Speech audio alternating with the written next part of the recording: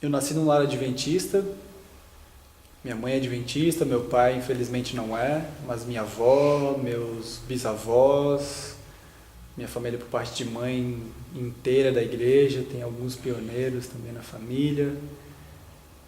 E eu frequentava assiduamente, digamos assim, a igreja central na época, central de Florianópolis. Participava do clube, cantava no coral infantil, ia na escola sabatina, aquela coisa toda. Mas eu tinha mais vontade de fazer coisas que não devia do que ser um bom jovem cristão e fazer as coisas direitinho. Eu ia para o culto e muitas vezes ficava dormindo no ombro da minha mãe ou matando o tempo no celular, ia frequentemente ao banheiro, ia para a galeria, ficava conversando com meus amigos. Chegava pro, às vezes era para ir para a escola sabatina e eu ia para o carro escutar música e só música pesada, digamos assim. No rádio mesmo, mas só música bagaceira naquela época. Né? E infelizmente comecei a. Na verdade, eu acho que com mais alguns amigos começamos a querer aproveitar mais do que deveríamos as coisas do mundo. Aquela coisa de ficar com as menininhas e sair de balada e, e surfar, jogar bola, tirar onda e essas coisas de jovem mesmo, assim, né? De que quer conhecer o mundo, quer se destacar, quer fazer as coisas, quer. Enfim, quer se divertir, mas não da maneira como Cristo nos orienta, né? Com 13 anos de idade eu comecei a ir para casa da minha avó, no centro. Ela não morava lá, a casa ficava vazia, eu tinha a chave. E me juntava com os amigos para ir lá beber, só nós mesmo, assim, bem nada a ver, bem sem motivo, bem sem propósito, só beber por beber. E aí dali fumei meu primeiro cigarro de maconha na época, já acho que com uns 13 anos. E curti, gostei, achei legal, achei diferente, era uma viagem, era uma loucura, aquele mundo psicodélico, aí tu vai vendo tudo mais colorido, tu vai para praias lindas, tu conhece lugares maravilhosos e tu acha que tudo é motivo para fumar e tal. E assim fui fui descobrindo esse novo mundo no qual Jesus e tudo que eu tinha aprendido durante toda a minha vida não estavam inseridos. E, bom, segui o tempo.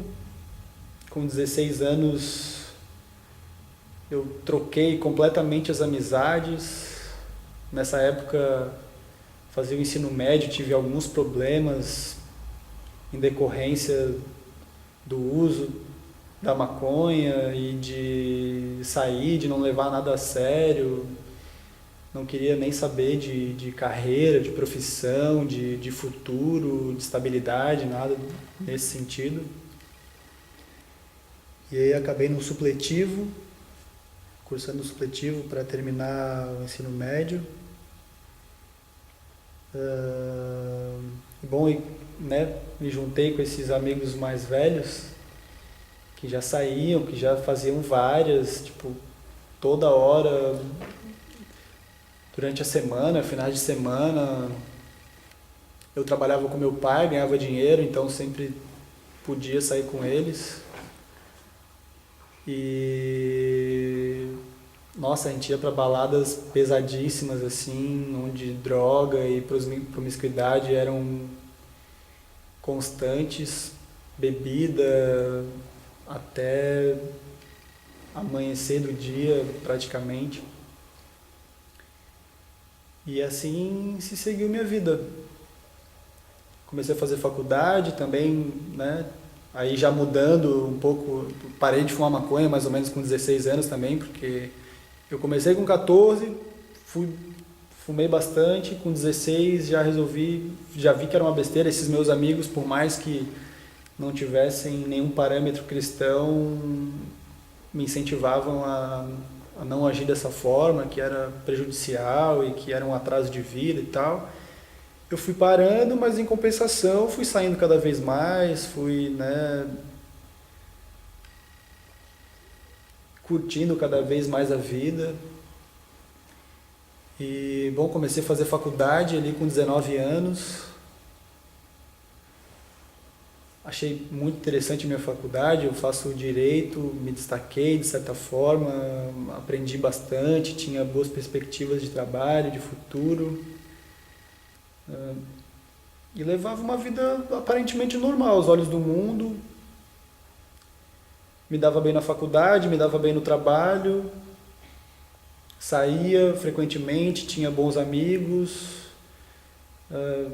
amigos influentes que conseguiam boas oportunidades de diversão e curtição, digamos assim, né? Com mulheres, com festas, bebidas, shows e por aí vai, né? Coisas que eu acho que todo jovem adventista hoje, infelizmente, tem pelo menos noção do que seja. E assim seguia. Até era engraçado porque muitas vezes, a partir de um dado momento, eu comecei a ir esporadicamente na igreja, só para o culto, e aquilo me tocava e tal, mas eu já saía e já tinha mais alguma coisa para fazer, tinha algum encontro, tinha alguma festa ou algum convite de algum amigo para curtir alguma coisa à tarde, e assim aquela impressão do culto se perdia e novamente a roda girava conforme o mundo, né? E quando saía do trabalho, assim, quando ia para a faculdade, constantemente me via a cabeça fazer uma oração. Eu, quando chegava na faculdade, estacionava o carro, desligava o carro, vinha na cabeça, faz uma oração.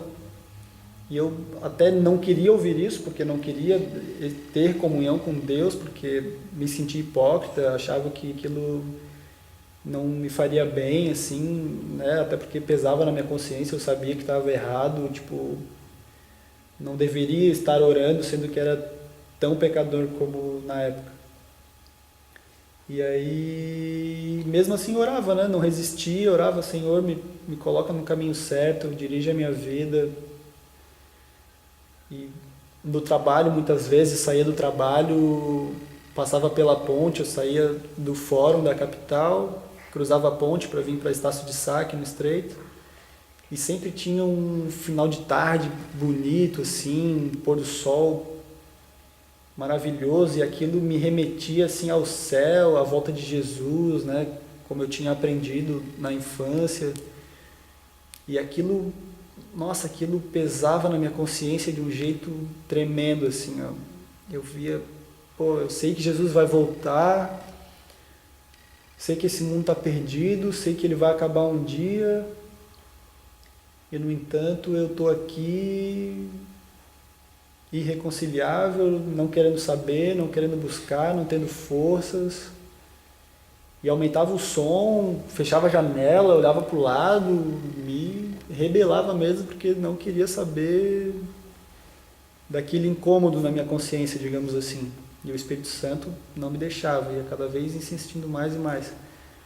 Aí teve um dia que eu vim na igreja aqui no sábado de manhã, trouxe um amigo, depois a gente foi almoçar no sítio da minha família, a gente almoçou lá e tal, sentamos para conversar no gramado, assim, num lugar bem bonito, bem inspirador, e comecei a falar assim da minha hipocrisia e de que era triste, tipo, saber de tanta coisa bonita e de como o mundo realmente é e a verdade que existe através da palavra de Deus e, né, o conflito entre o bem e o mal. E comecei a explicar para ele como é que tinha surgido o pecado através de Satanás no céu, o orgulho e tal. E incrível que eu consegui conduzir bem aquela conversa e impressionei o coração desse amigo. De certa forma, me inspirei também, porque não fazia tempo que não relembrava todos esses detalhes, digamos assim, do grande conflito. E enfim, a gente terminou a conversa, é isso, deveria ser assim, assado e tal, mas, né, é difícil, não tenho forças, é complicado, aquele velho papo furado. E aí no dia seguinte, era domingo, a gente acordou para ir surfar de manhã. Eu fui lá para o Matadeiro, no sul da ilha, fui eu, esse mesmo amigo, mais uma amiga, que a gente parou na praia lá, estacionei o carro na casa dela, a gente foi todos juntos olhar o mar assim para ver se tinha onda. E por coincidência eu encontrei um amigo, na verdade não chega a ser amigo, foi colega da minha irmã, no colégio adventista, no ensino fundamental. Eu conhecia ele, sabia quem era e tal, mas nunca tínhamos conversado muito. E ele começamos a conversar e tal, perguntei como é que estava um outro amigo nosso em comum, e ele me disse que estava bem, isso e aquilo. E falou que a empresa da mãe dele estava muito bem e tal, mas que ele estava largando tudo para fazer teologia no NASP, porque estava estudando a Bíblia e estava muito impressionado, sentia um chamado de Deus e via as profecias se cumprindo, e comentou comigo, né, sobre coisas que a NASA descobriu acerca da constelação de Órion e várias nuances proféticas, digamos assim, que me chamaram bastante atenção, me impressionaram bastante. E o fato dele falar em ser pastor e tal, tô largando tudo, aquilo, nossa, eu pensei, pô, que fé desse rapaz, que bonito, como eu poderia estar agindo dessa forma, como Deus poderia estar me usando, que mundo miserável que eu estou vivendo e que maravilhas que Deus faz pela vida das pessoas. E aí ele falou, pô, Tito, semana que vem vai ter um final de semana com Deus, com uma mulher que me passou muitos estudos a respeito dessas coisas que a gente está conversando aqui. E, vai que tu vai ter a tua vida transformada. Se tu quer ter a tua vida transformada, vai lá, tu não vai se arrepender. E eu fiquei empolgado com aquilo, assim, pensei, nossa, pô, Deus, ontem estava na igreja, hoje conversei com meu amigo, hoje encontro esse cara aqui do nada, a gente tem essa conversa absurda e vou ver o que me espera nisso aí, vamos ver o que vai dar, vamos ver se vai ser tão maravilhoso assim. Mobilizei minha família, convidei minha mãe, minha irmã, minha namorada na época, convidei esse mesmo amigo, foi meu tio avô e a esposa, minha prima, foi amigas da minha mãe, foi uma galera.